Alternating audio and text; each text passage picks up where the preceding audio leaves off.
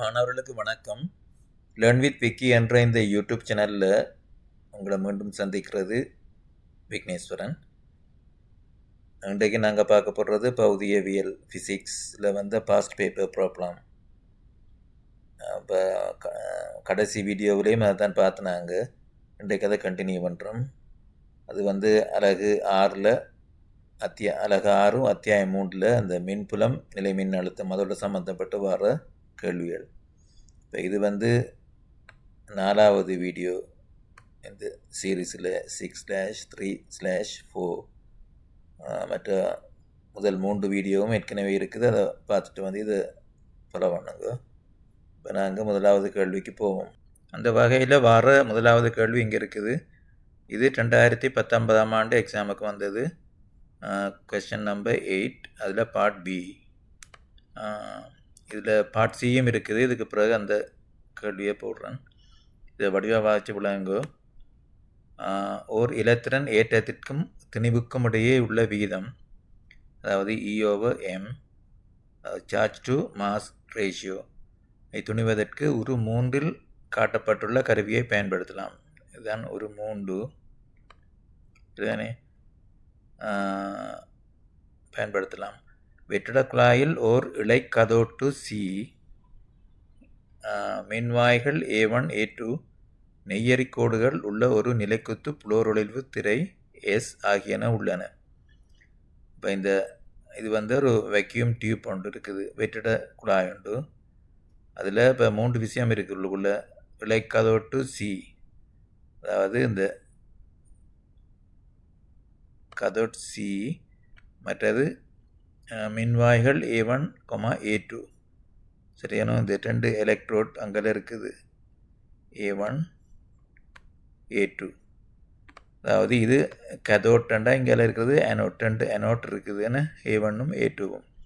இது உண்மையில் ஒரு கதோட் ரே டியூப் எக்ஸ்பெரிமெண்ட்னு சொல்கிறது. இந்த எலக்ட்ரான்ட இந்த வீதம் சார்ஜ் டு மாஸ் ரேஷியோவை கால்குலேட் பண்ணுறதுக்கு செய்கிறது. ஜே தாம்சன் என்றவர் செய்த எக்ஸ்பெரிமெண்ட் இது, கதோட் ரே டியூப் எக்ஸ்பெரிமெண்ட். அதுதான் இங்கே காட்டுறாங்க இந்த வரிப்படத்தில். ஸோ அதில் இப்போ கதோட் சி இங்கே இருக்குது, மற்ற 2 அனோட் A1 A2 இருக்குது எலக்ட்ரோட். மற்றது நெய்யறி கோடுகள் உள்ள நிலைக்குத்து புளோரொளிர்வு திரை எஸ், அதுவும் இருக்குது. இந்த எஸ்ன்றது இங்கே இருக்குது. சரியா, இந்த ஸ்க்ரீன் இருக்குது, ஃப்ளோரசன்ட் ஸ்க்ரீன் இதுக்குள்ளே இருக்குது. அதுதான் அந்த இதில் அந்த எலக்ட்ரான்ட பார்த்து அதில் ரெக்கார்ட் பண்ணும். சரிதானே. ஸோ இலத்திரன் கட்டையின் பாதையை இந்த திரை மீது பார்க்கலாம். அதாவது அந்த எலக்ட்ரான் பீமோட பார்த்து இதில் நீங்கள் ஸ்க்ரீனில் பார்க்கலாம். கண்டினியூ பண்ணுறேன். அதில் பார்ட் 1 கேட்குறாங்க. இலத்திரன் கட்டையின் சிறிவை கட்டுப்படுத்தல் மின்வாய் ஏயின் தொழிலாகும். மின்வாய் A2வின் தொழில் யாதுன்னு கேட்குறாங்க. அப்போ 2 ஃபங்க்ஷனையும் கதைக்கிறாங்க. A1 A2. அந்த எலக்ட்ரோட் A1 அந்த எலக்ட்ரான் பீமோட சிறிவை, அதாவது இன்டென்சிட்டியை கண்ட்ரோல் பண்ணலாம் என்ன. அப்போ அப்படி இருக்கக்குள்ள இப்போ எலக்ட்ரோட் A2 என்ன ஃபங்க்ஷனை செய்துன்னு கேட்குறாங்க. மற்றது பார்ட் 2வில் மின்வாய் A1 ஒரு மறை வோல்ட்டளவு நெகட்டிவியை பிரயோகிக்கும் போது மின்வாய் A2வினூடாக செல்லும் ஒரு இலத்திரனின் கதிக்குரிய ஒரு கோவையை பெறுக. சரிதானே. இப்போ A1க்கு ஒரு நெகட்டிவ் வோல்டேஜை கொடுக்குறாங்க. அப்போ மின்வாய் A2க்குள்ளே போகிற எலக்ட்ரான்ட அந்த வேகத்துக்குரிய ஒரு கோவையை கேட்குறாங்க. அப்போ உங்களுக்கு இலத்திரன் ஒன்றின் ஏற்றம் நெகட்டிவ் E, இலத்திரன் ஒன்றின் திணிவு ME என்று எடுக்க சொல்கிறாங்க. குழாயின் கோளப்பகுதி ஒரு 4ல் காட்டப்பட்டுள்ளவாறு ஒரே ஓட்டத்தை கொண்டு செல்லும் 2 வட்ட தட்டை சுருள்களுக்கிடையே வைக்கப்படுகின்றது. இதன் மூலம் ஒரு சீரான காந்தப்புலம் B ஆனது திரை எஸ்ஸிற்கு செங்குத்தாக பிரயோகிக்கப்படுகின்றது. இதன் மூலம் இலத்திரன்கள் ஒரு வட்டப்பாதையில் நகருமாறு செய்யப்படுகின்றன. இலத்திரன் கட்டையின் பாதை ஆரனின் இலத்திரனின் அந்த ரேஷியோவை ஒரு இதை எடுக்க சொல்கிறாங்க. சரியானே. இப்போ என்ன சொல்கிறாங்கண்டா, ஒரு 4ல் காட்டப்பட்டுள்ளவாறு இரு வட்ட தட்டை சுருள்களுக்கிடையே இது வைக்கப்படுதுதான். இந்த தான் சொல்கிறாங்க. தெரியும், இந்த ஒரு 4ல் பார்த்தீங்கன்னா அதுக்கு முதல்ல இந்த இதில் இந்த காந்தப்புலத்தில் திசை அப்படி இருக்குது. இந்த ஒரு 3ல் ஸ்க்ரீனுக்கு உள்ளே போகிற மாதிரி, என்ன ஸ்க்ரீனுக்கு செங்குத்தாக உள்ளுக்குள்ளே போகிற மாதிரி தான் இந்த காந்தப்புலம் பி அண்டு இங்கே போட்டிருக்குது, அது காட்டியிருக்குது. என்ன அப்போ அது என்னத்தால் உருவாக்கப்படுதுண்டா அந்த காந்தப்புலம், அதைத்தான் ஒரு 4ல் காட்டுறாங்க.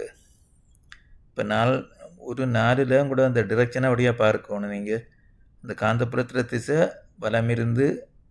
இடமிருந்து வலமாக போகுது. என்ன சரிண்ணே, இந்த டிரெக்ஷனில் தான் பி இருக்குதுன்னு சொல்லியிருக்குது.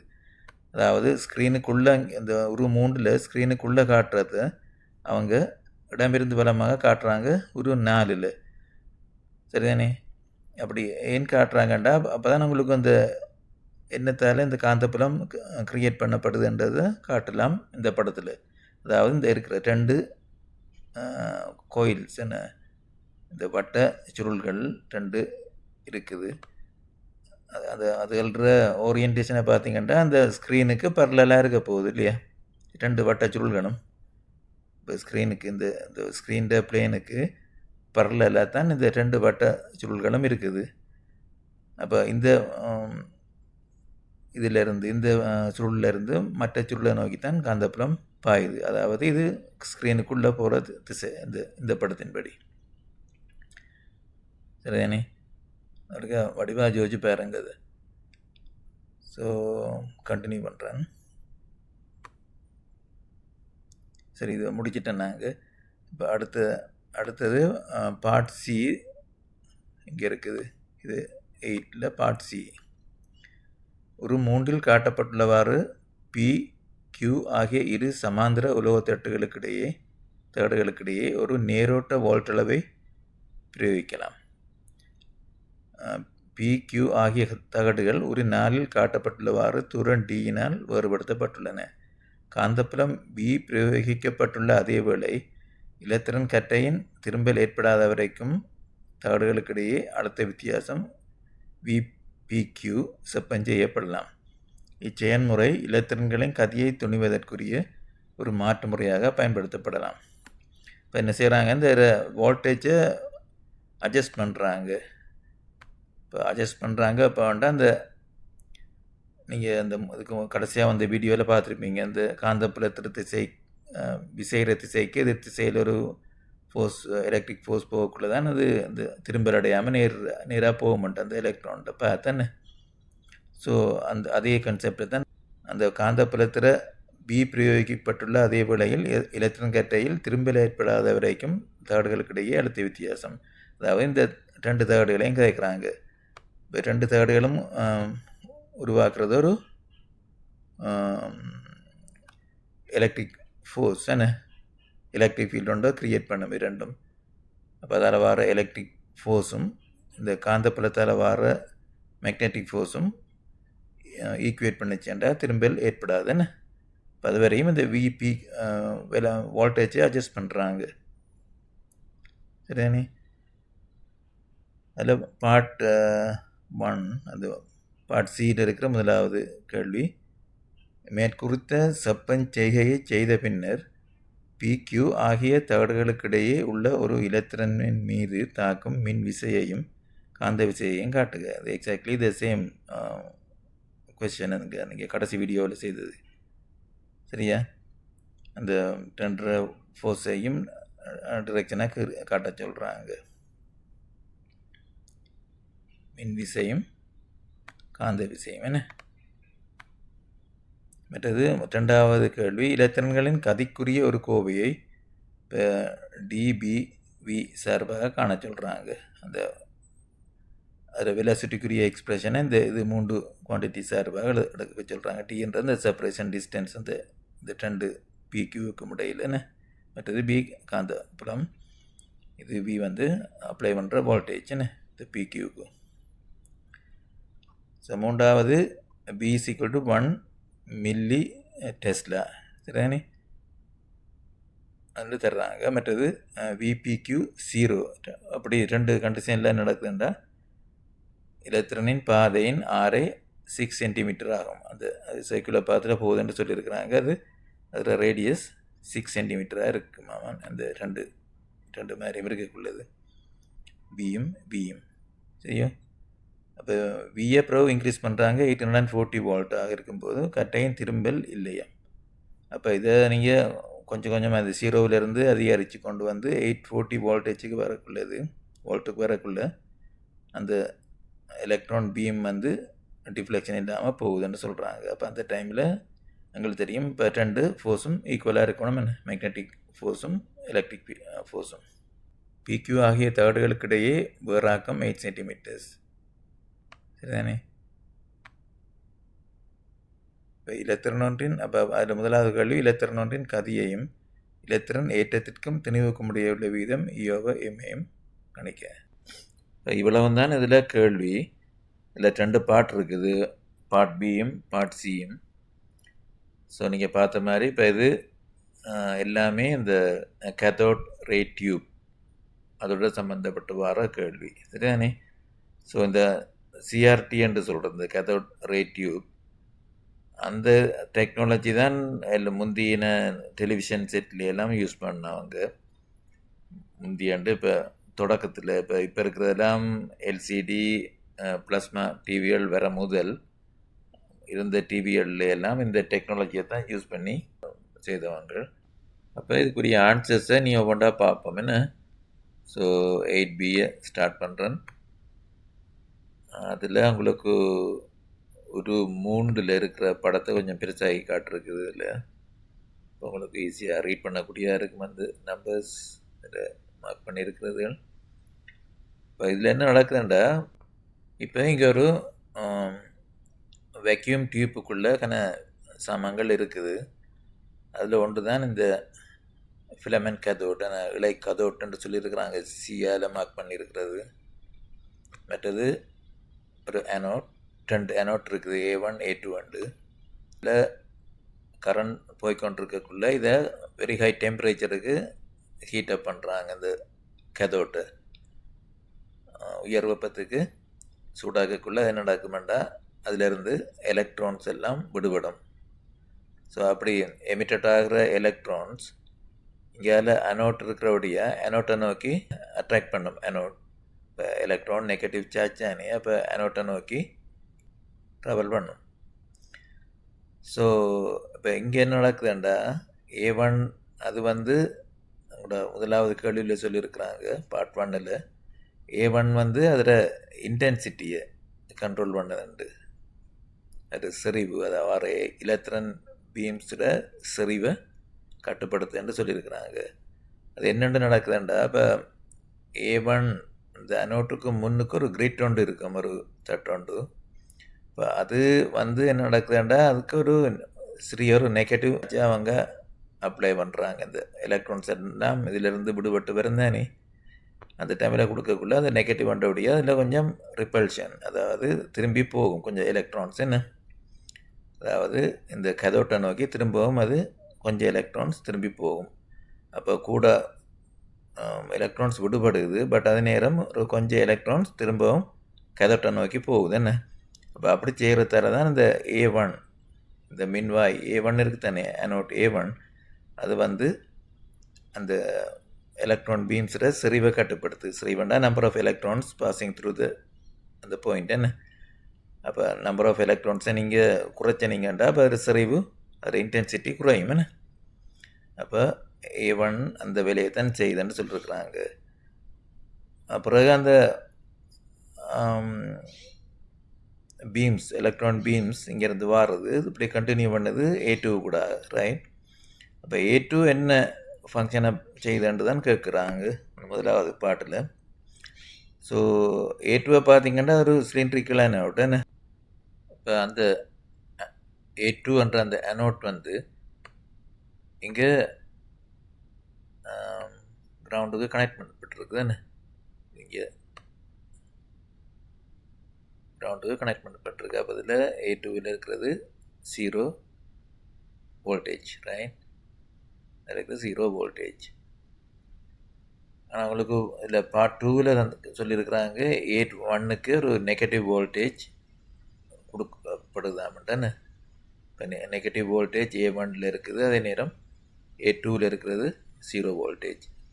அப்போ என்ன நடக்குது, அப்போ இலத்திரன்கள் ஒரு நெகட்டிவ் வோல்டேஜ் உள்ள இடத்துலேருந்து 0 வோல்டேஜ் உள்ள இடத்துக்கு மூவ் பண்ணுதானே. ஸோ அந்த நேரத்தில் இப்போ அதுகள் ஆக்சலரேட் பண்ணப்படும். இப்போ இதில் A1ல் நெகட்டிவ் வோல்டேஜ்ன்றோடைய ரிப்பல்ஷன் இருக்குமே எலக்ட்ரான்ஸுக்கு. ஆனால் இப்போ A2ல் லெஸ் ரிப்பல்ஷன் இருக்கும், ரைட். இதில் கூடுதலான ரிப்பல்ஷனும் A1ல், A2ல் குறைஞ்ச ரிப்பல்ஷனும் இருக்குது. அப்போ அந்த குறைஞ்ச ரிப்பல்ஷனை நோக்கித்தான் எலக்ட்ரான்ஸ் போகும். அப்படி போகக்குள்ள அது ஆக்சலரேட் பண்ணும் என்ன, இந்த வோல்டேஜ் டிஃப்ரென்ஸ் இருக்கிறபடியா. அப்போ அந்த ஆக்சலரேட் பண்ணும். அப்போ ஆக்சலரேட் பண்ணுதுன்றா அதில் எலக்ட்ரான்ஸோட வெலாசிட்டி படிப்படியாக கூடிக்கொண்டு ஹையாக போக போகுது என்ன, வெரி ஹை வெலாசிட்டியில் அது போக போகுது. அப்போ இதில் A2ட ஃபங்க்ஷன் என்னென்னா, அப்படி இந்த ஹை வெலாசிட்டியில் வர அந்த சிலிண்டருக்குள்ளே வர எலக்ட்ரான் பீம்ஸை ஒழுங்கு பண்ணின்ற எல்லாத்தையும் ஒரு நேர்கோட்டில் சமாந்திரமாக கொண்டு சமாந்திரமாக்குறது தான் இந்த A2ட ஃபங்க்ஷன். அது இங்கிலீஷில் அதை கொலிமேட் பண்ணுறேன்னு சொல்லுவாங்க. ஸோ அந்த கொலிமேஷன் தான் இது செய்யுது இந்த A2 அனோட் A2. ஸோ அதான் அந்த முதலாவதுக்கு விட அதை நான் எழுதியிருக்கிறேன். A2வின் தொழில் மிகவும் உயர்கதியில் வரும் தனித்தனியான இலத்திரன் கதிர்களை ஒரு நேரான சமாந்தர பாதையில் செல்லும் இலத்திரன் கட்டையாக மாற்றுதல். சரிண்ணே, அதை நான் சொன்ன மாதிரி தானே. இப்போ வார எத்தனையோ எலக்ட்ரான் கட்டையில் உண்டாக்கி ஒன்று கொண்டு சமாந்திரமாக ஒரு கட்டையாக எலக்ட்ரான் பீமாக இதில் அனுப்புறது தான் இந்த A2ட ஃபங்க்ஷன். இப்போ நாங்கள் பார்ட் 2க்கு போகலாம். அதுக்கு முதல்ல அந்த கேள்வி இருக்க வாசிச்சு பாருங்க. பார்ட் 2. மின்வாய் A1ற்கு ஒரு மறை வோல்ட் அளவு -V ஐ பிரயோகிக்கும் போது மின்வாய் A2னூடாக செல்லும் ஒரு இலத்திரனின் கதிக்குரிய ஒரு கோவையை பெறுது. சரியா, அதில் வெலசிட்டிக்குரிய எக்ஸ்பிரஷன் ஒன்றை கேட்குறாங்க. இலத்திரன் ஒன்றின் ஏற்றம் -E, இலத்திரன் ஒன்றின் திணிவு ME ஆகும். சரிதானே. ஸோ அப்போ ஓகே, அப்போ ஒரு ஆன்சர் இங்கே இருக்குது. இப்போ நான் இதில் சொன்ன மாதிரி இப்போ இல்லை, அதுக்கு A1க்கு நெகட்டிவ் வோல்டேஜை கொடுக்குறாங்கன்னு. அப்போ என்ன நடக்குமெண்டா, இலத்திரன்கள் மறை வோல்ட் அளவு உள்ள இடத்திலிருந்து, அதாவது A1லிருந்து 0 வோல்ட் அளவு நோக்கி பயணிக்கும். இப்போ A1லிருந்து A2க்கு என்ன அனோட் A1லிருந்து A2வை நோக்கி பயணிக்கும். அதாவது உயர் தள்ளுகை உள்ள இடத்திலிருந்து குறைவான தள்ளுகை உள்ள இடத்தை நோக்கி பயணிக்கும். இதனால் A1லிருந்து A2விற்கு இலத்திரன்கள் முடுக்கப்படும் என்ன. அப்போ அந்த இலத்திரன் மூவ் பண்ணக்குள்ள அது ஆக்சிலரேட் பண்ணப்படும் என்ன. அந்த நேரத்தில் நடக்கும்னா அதில் அழுத்த சக்தி படிப்படியாக குறைவடையும். அதே வேளையில் இயக்க சக்தி அதிகரித்து கொண்டு செல்லும். ஏன்னா வோல்டேஜ்ன்றது அந்த இதில் இந்த மெஷர் தானே, அதில் பொட்டென்ஷியல் எனர்ஜின்ற தானே அழுத்த சக்திகிற மெஷர் தான் வோல்டேஜ் என்ன. அப்போ இதில் இருக்கக்குள்ள A1ல் இருக்கக்குள்ள ஹையாக இருக்குது பொட்டென்ஷியல் எனர்ஜி தானே, அது குறைவடைஞ்சு கொண்டு போய் A2வில் 0வுக்கு வரும் என்ன. அப்போ நாங்கள் 2 பாயிண்ட்லையும் A1லையும் A2லையும் இந்த சக்தி காப்பு தத்துவத்தை யூஸ் பண்ணலாம், ரைட். அப்போ A1ல் இருக்கிற டோட்டல் எனர்ஜி என்று பார்க்கக்குள்ள kinetic energy plus potential energy, A2லையும் kinetic energy plus potential energy.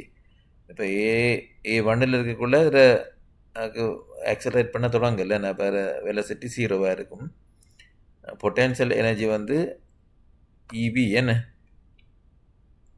உலக நீங்கள் முந்தின இதுலேயும் பார்த்து நாங்கள் வீடியோக்களில். இப்போ EB, அப்போ என்று சொல்லக்குள்ள சார்ஜ் -E, வோல்டேஜ் V என்று சொல்கிறது -Vயை தான் கொடுக்குறாங்க இந்த இதுக்கு A1ல். அப்போ -E டைம்ஸ் -V என்ன, that is equal to KE.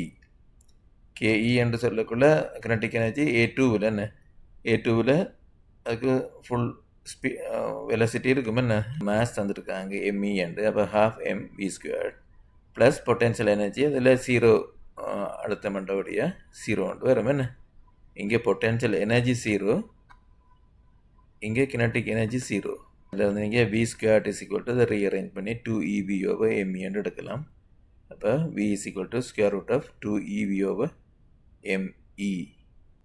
இனி அடுத்ததாக பார்ட் 3க்கு போவோம். பார்ட் 3யில் நீங்கள் சில ஈக்குவேஷன்ஸ் முந்தின யூனிட்லேருந்து யூஸ் பண்ண வேண்டி வரும். அதாவது அலகு 2 அத்தியாயம் 6 அதில் இருக்கிற அந்த சர்க்குலர் மோஷன் அந்த சாப்டர் இருக்கிற அந்த சாப்டரில் வர ஈக்குவேஷன்ஸ் அதில் யூஸ் பண்ண வேண்டி வரும். என்ன ரீசனண்டா இப்போ இவங்க கேள்வியருக்க பாருங்க, இந்த குழாயின் கோளப்பகுதி ஒரு நாளில் காட்டப்பட்டுள்ளவாறு ஒரே ஓட்டத்தை கொண்டு செல்லும் இரு வட்ட தட்டை சுருள்களுக்கிடையே வைக்கப்படுகின்றது. இதுதானே அது 2 சர்க்குலர் கோயில்ஸுக்கு இடையில் வைக்கிறாங்க அந்த காந்தப்புலத்தை உண்டாக்குறதுக்கு. சரியோ, இதன் மூலம் ஒரு சீரான காந்தப்புலம் பி ஆனது திரை எஸ்ஸிற்கு செங்குத்தாக பிரயோகிக்கப்படுகின்றது. இதன் மூலம் எலக்ட்ரான்கள் ஒரு வட்டப்பாதையில் நகருமாறு செய்யப்படுகின்றன. இப்போ அதில் ஆறுன்னு சொல்லியிருக்கிறாங்க.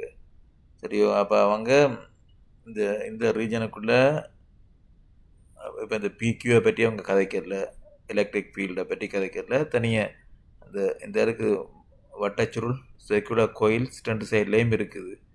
இந்த கோளப்பகுதின்றது இதுதான் இந்த சர்க்குலரில் காட்டியிருக்குது இல்லை, இந்த இதுதான் இந்த கோளப்பகுதி என்று காட்டுறாங்க. இந்த கோளப்பகுதியில் வடியில் 2 பக்கமும் வட்டச்சுருள்கள் இருக்குது. சரிதானே, அப்போ என்ன ரீசன்டா அதுக்குள்ள ஒரு காந்தப்புலம் அந்த பியை க்ரியேட் பண்ணுறதுக்கு தான் அப்படி அந்த வட்டச்சுருள்களை வைக்கிறாங்க. சரியானே, அப்போ அதில் எலக்ட்ரான்ட பார்த்தீங்கன்னா அது வந்து ஒரு சர்க்குலர் பாத்தில் மூவ் பண்ணுறதுக்கு செய்யப்படுது அப்படி வைக்கிறதால. அப்போ நீங்கள் அந்த சர்க்குலர் மோஷன் அந்த சாப்டரில் இருக்கிற அந்த ஈக்குவேஷன்ஸை யூஸ் பண்ண வேண்டி வரும். அப்போ அதுக்கு தான் நீங்கள் அதை போயிருக்கா ரிவைஸ் பண்ண நல்லது அந்த ஈக்குவேஷன்ஸு. சரிதானே, இப்போ உங்களுக்கு அந்த ஈக்குவேஷன் என்ன சொல்லுதுண்டா, இப்போ சொல்லுவோம், இப்போ இந்த பிக்சரை பாருங்க, இதில் காந்தப்புலம் அந்த ஸ்க்ரீன் தளத்துக்கு உள்நோக்கி போகுதுன்னு அந்த க்ராஸ் போட்டிருக்குற அப்படியா. சரிதானே, அது உள்நோக்கி போகுது. அதுதான் பி என்று போட்டிருக்குது இங்கே. அதே நேரம் எலக்ட்ரான் சொல்லுவோம், இப்போ இவ்வளோத்தான் என்டர் பண்ணுது இந்த பாயிண்டில் அந்த காந்தப்புலத்துக்குள்ளே. அப்போ என்ன நடக்கும், இதுக்கு ஒரு வெலசிட்டி இருக்கும் என்ன வி வெக்டர் உண்டு. சரிதானே, அது மூவ் பண்ணுற டிரெக்ஷன் தான் காட்டுற அந்த வி வெக்டராக போட்டிருக்குது. அப்போ அதே நேரம் அதில் கரண்ட் டிரெக்ஷன் ஆப்போசிட்டாக இருக்கும் என்ன மற்ற சைட்டுக்கு, இதுக்கு பரவாயில்ல ஆப்போசிட்டாக இருக்க போகுது. இப்போ பீர டிரெக்ஷன் உள்ளுக்குள்ளே போகுது, ஐர டிரெக்ஷன் இங்கேயால் வலம்பிருந்து இடம் பக்கம் இருக்க போகுது. இருந்தேன்டா அந்த ஃப்ளமிங்ஸ் இந்த ரூலை யூஸ் பண்ணிங்கண்டா இட கைவிதியை. அப்போ இது வந்து சரியாக நேராக கீழே இருக்கும் என்ன எஃப் வந்து, அதாவது மேக்னெட்டிக் ஃபோர்ஸ் வந்து பி வந்து இது மேக்னெட்டிக் ஃபோர்ஸ் எஃப் வந்து சரியாக நேராக கீழே இருக்க போகுது இந்த பாயிண்டில் என்ன.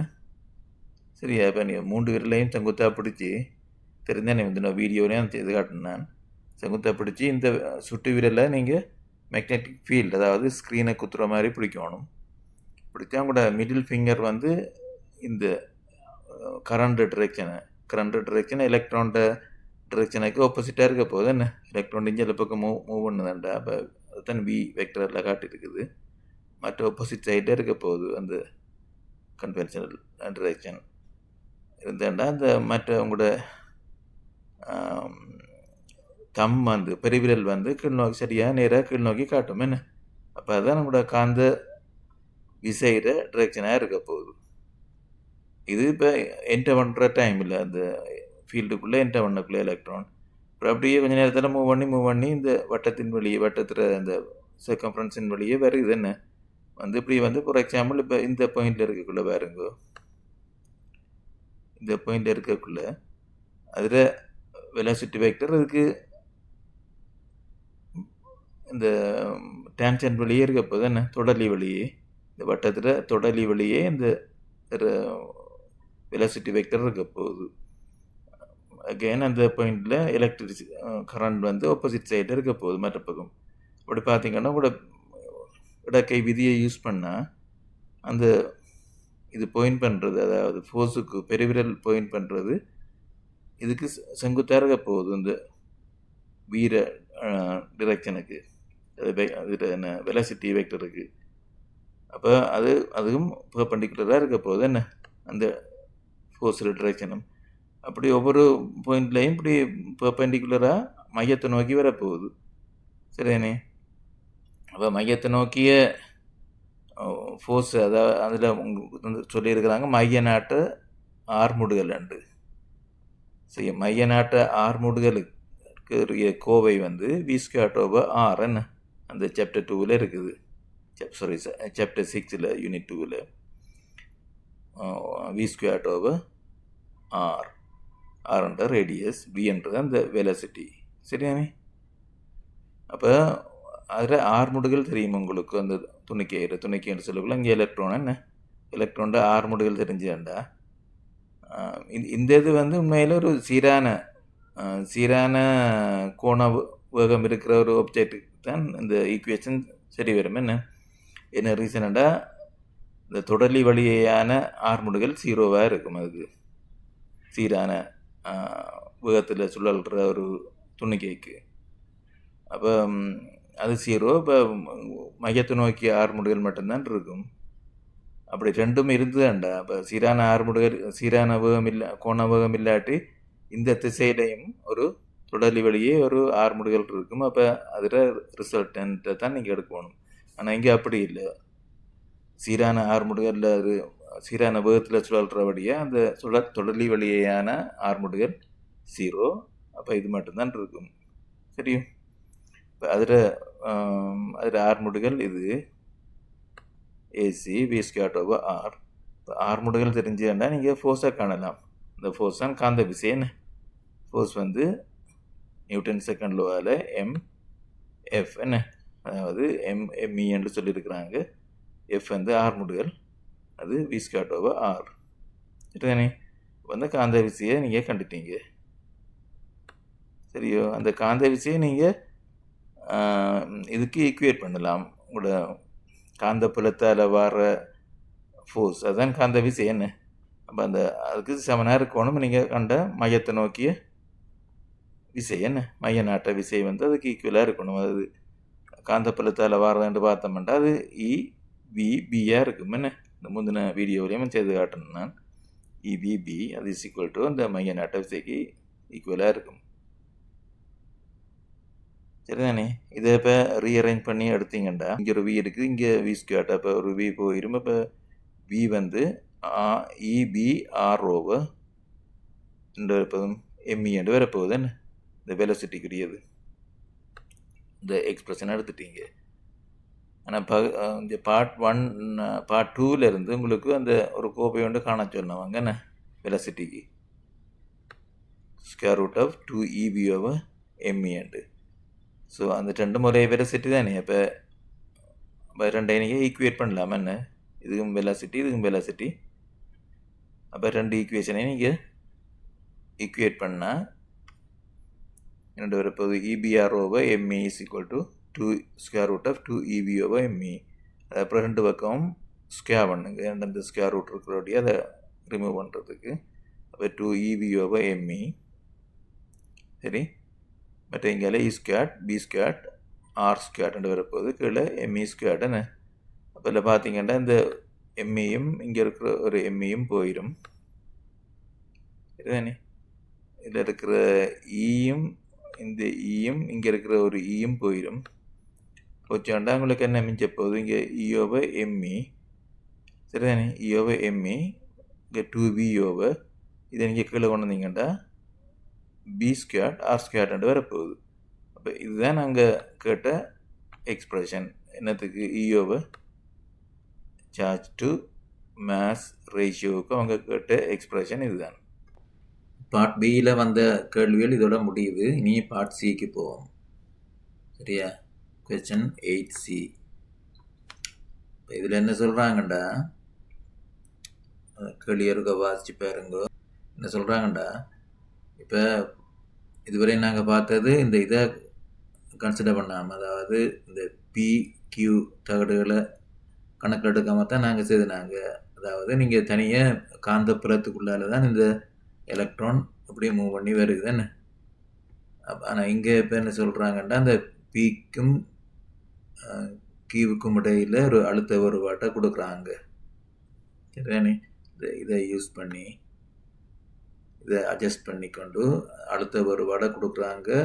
எப்போ வரைக்குமாண்டா, வட்ட பாதையில் போகாமல் அந்த எலக்ட்ரான் நேராக போகிற அளவுக்கு போகிற மாதிரிக்கு அதை கொடுக்குறாங்க.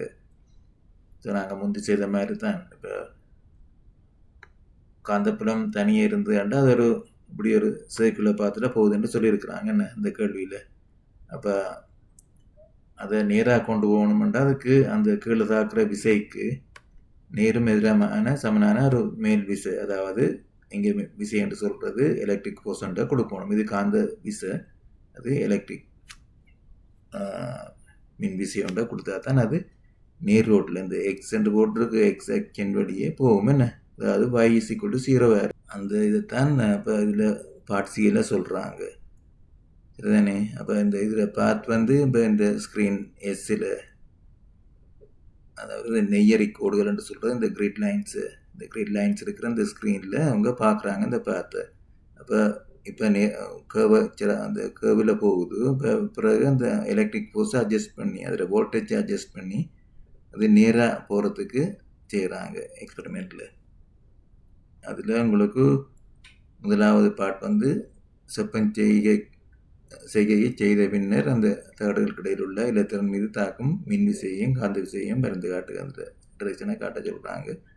பிறகு அந்த கதைக்குரிய வெலசிட்டிக்குரிய ஒரு எக்ஸ்பிரஷன் எடுக்க சொல்லி, மற்றது இந்த நம்பர் இதுகள் தந்துருக்குறாங்க. ஒன்றுக்கும் B=1 மில்லி டெஸ்லா, VPQ 0 இருக்குது. இப்படி இந்த கண்டிஷனில் அது அந்த ரேடியஸ் 6 சென்டிமீட்டராக இருக்குது அந்த வட்ட பாதையிற ரேடியஸ் என்ன.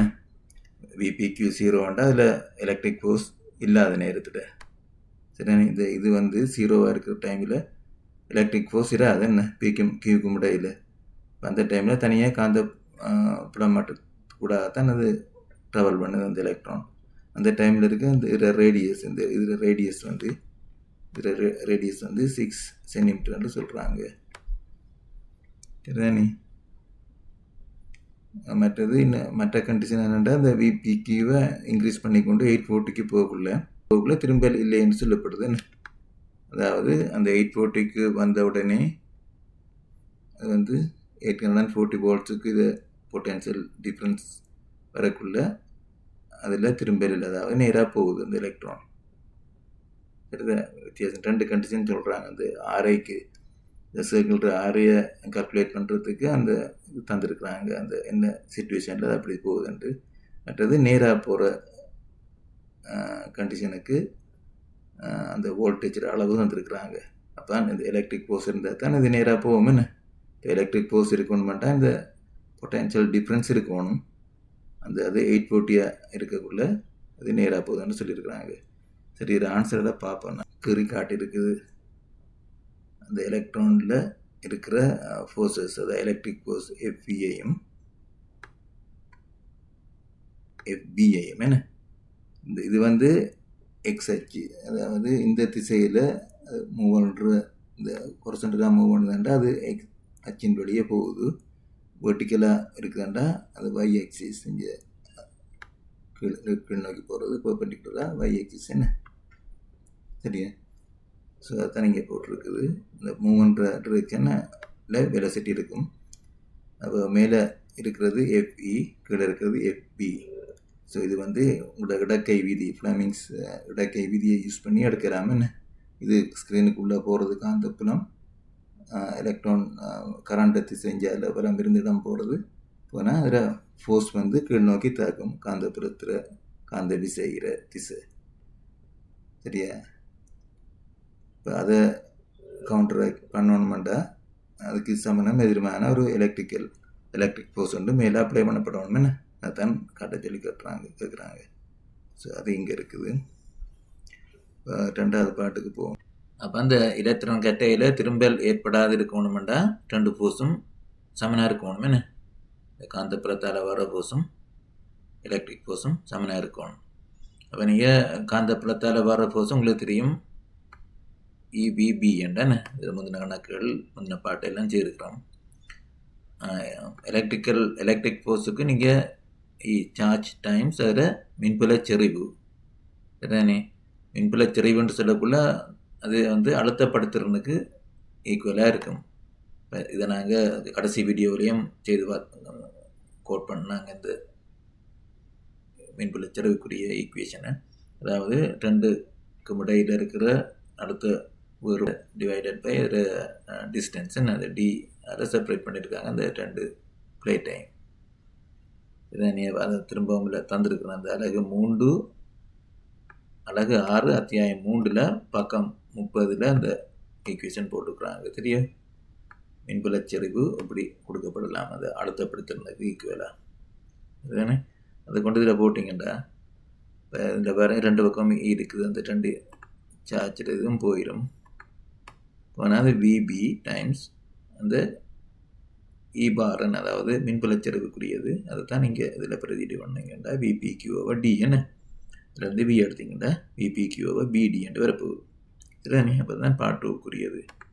இப்போ பார்ட் 3ல் அந்த நம்பர்கள் தந்துருக்குறாங்க ஒவ்வொன்றுக்கும். இப்போ இந்த மேலே நீங்கள் யூஸ் பண்ணால் அதே ஈக்குவேஷனை இந்த நம்பர்கள் அந்த அதே ஈக்குவேஷனில் நம்பர்களை சப்ஸ்டிடியூட் பண்ணிங்கன்னா அதுக்குரிய வெலாசிட்டி வரும் என்ன சரிதானே. அந்த இது 840 இருக்கக்குள்ள நேர் ரோட்டில் போகுதுன்னு சொல்கிறாங்க ரைட். அப்போ அந்த 840 இது அதில் பி வந்து 1 மில்லி டெஸ்லா, அப்போ அது டெஸ்லா 10⁻³ மல்டிப்ளை பண்ணணும். மற்ற டி வந்து 8 சென்டிமீட்டர்ஸ், 8 டைம்ஸ் 10⁻². அதுதான் உங்களுக்கு அதில் வெலாசிட்டி வந்து பாருங்க எவ்வளோ கூட்டின ஹை வெலாசிட்டி அண்டு 1.05 டைம்ஸ் 10⁻7 என்ன மீட்டர்/செகண்ட் வருது. அதே மாதிரி இந்த பார்ட் 3ல் இருக்கிற 2வது கேள்வி வந்து அதுக்கு நீங்கள் அந்த பார்ட் பியில் கேள்வியில் அந்த ஈக்குவேஷன் 1 செய்து எடுத்துருக்குறோம். இருக்கா திரும்ப போடுறேன். அதுக்கு இந்த ஈக்குவேஷன் 1 இங்கே இருக்குது. அதாவது இந்த மைய நாட்ட விசையையும் இதை இந்த ஃபோர்ஸையும் மேக்னெட்டிக் ஃபோர்ஸையும் ஈக்குவேட் பண்ணி நீங்கள் இந்த ஈக்குவேஷன் எடுத்துருக்கீங்களா V = EBR/ME. இப்போ அதே ஈக்குவேஷனை நீங்கள் இதில் பாவிக்கலாம். போட்டிங்கன்னா EBR/ME இதில் உங்களுக்கு E/BM தான் கேட்டுக்கிறாங்க. அந்த ரேஷியோவை சார்ஜ் டு மாஸ் ரேஷியோ அது ரீஅரேஞ்ச் பண்ணிங்கன்னா V/BR வரப்போகுது. அப்போ அதுக்கு எல்லா நம்பர்களெல்லாம் போட்டிங்கன்னா இப்போ V வந்து மேலே கண்டு வியை கொண்டு இதில் போடலாம். V என்ற ஸ்மால் v இந்த வெலாசிட்டிக்குரிய V, கேபிட்டல் V என்று போடுறது அந்த வோல்டேஜுக்குன்னு, இது வேகத்துக்குரியது கதிக்குரியது. அப்போ அதை போட்டு சுருக்கி எடுத்திங்கன்னா 1.75 டைம்ஸ் 10⁻11 இதில் யூனிட்டை பார்த்திங்கன்னா இப்போ சார்ஜ் ஓவர் மேஸ் தானே. சார்ஜ் யூனிட் வந்து கூலம் ஓவர் கிலோகிராம்ஸ் என்ன ஸ்டாண்டர்ட் யூனிட்டில். அப்போ இதுதான் அதுக்குரிய ஆன்சர் 2வது பாட்டுக்கு. ஸோ இதோட முடியுது இந்த 2019 வந்து பாஸ் பேப்பர் ப்ராப்ளம். இப்போ 2 பாட்டை செய்திருக்கலாம், அந்த பியும் சியும். சரி, நீ மற்ற வீடியோவில் சந்திக்கலாம். பாய்.